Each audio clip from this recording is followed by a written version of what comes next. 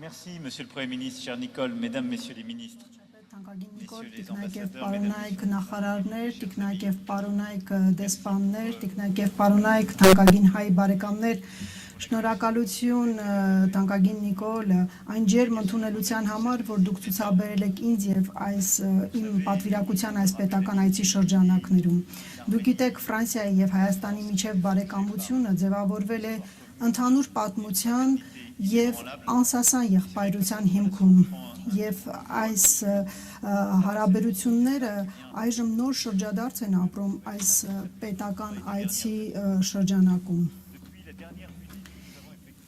Իմ վերջին 18 թվականին Երևան կատարած այցից ի վեր Հայաստանն անցել է նշանակալի ճանապարհ։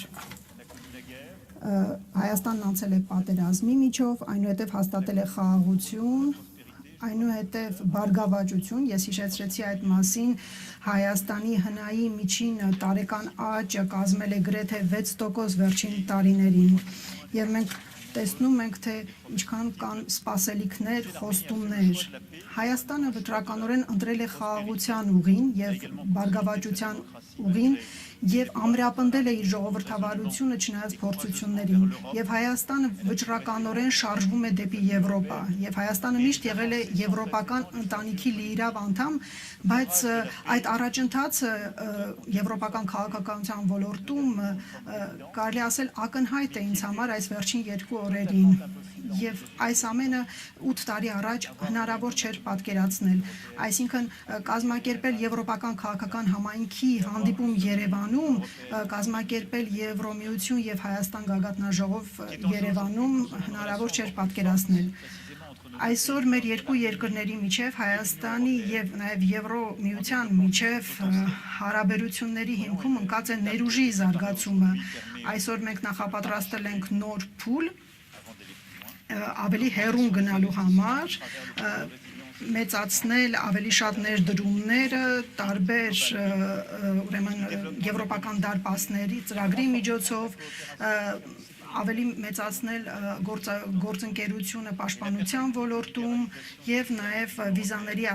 ազատականացումը Եվրոմիության հետ։ Սրանք այն ծրագրերն են, որոնք կարող են ամրապնդել իրավական պետությունը եւ ավելի մերձեցնել մեր երկրները։ Սրանք կարևոր փուլեր են այս ճանապարհի վրա եւ վերջին օրերին մենք դրանք ավելի ամրապնդեցինք։ Վերջին 8 տարիների ընթացքում երկկողմ հարաբերությունները նույնպես զգալի առաջընթաց են ապրել եւ այն համաձայնագրերը, որոնք մենք այսօր ստորագրեցինք, ապացուցում են դրանց բազմազանությունը։ Այս համերաշխությունը նույնպես ավելի առարկայական է դարձել տարիների ընթացքում։ Այս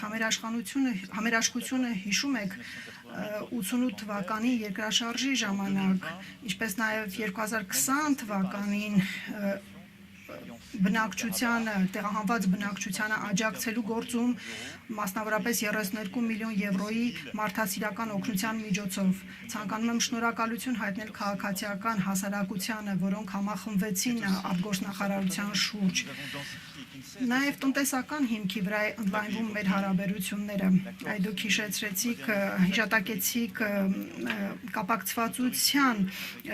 շրջանակում համաձայնագրերը Վանսի կոնստրուկցիոն եւ Ռազելբեկ ընկերությունների հետ համաձայնագիրը, որով կմեկնարկի Բարգուշատի թունելի կառուցման ծրագիրը, որը շատ սպասված էր այս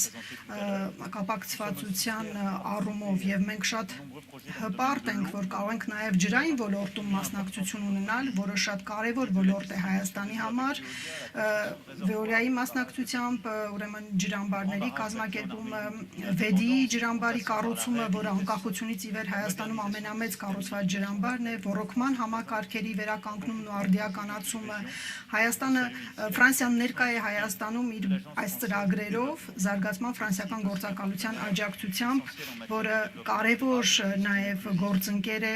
ներառական եւ կայուն զարգացման ոլորտում եւ մենք ուրախ ենք, որ նա կարողացել է իր դերը ավելի ամրապնդել տարբեր ոլորտներում։ Վերջին տարիներին մենք նաև նոր փուլ ենք թևակողել։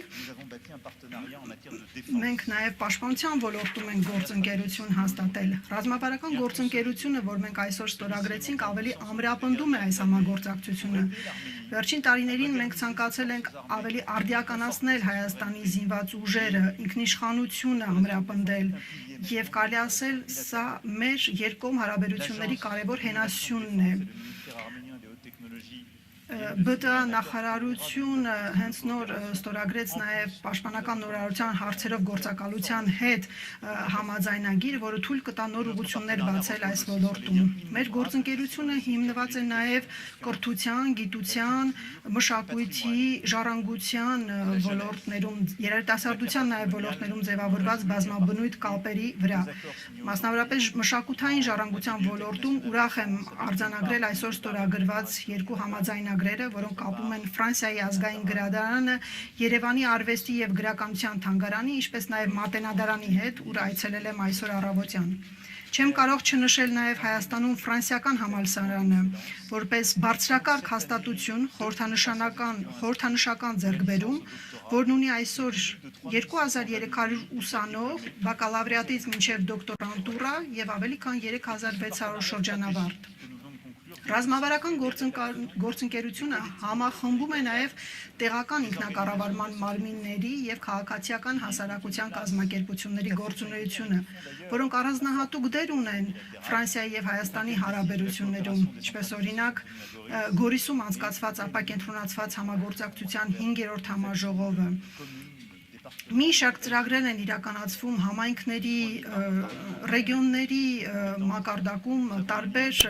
հասարակական կազմակերպությունների ներգրավմամբ եւ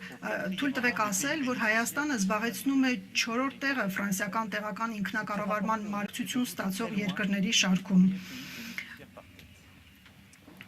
Ահա տիկնայք եւ պարոնայք, այնինչ ցանկանում էի այսօր ասել Իլորումն վարչապետի խոսքերի, որը շատ լավ նկարագրեց իրավիճակը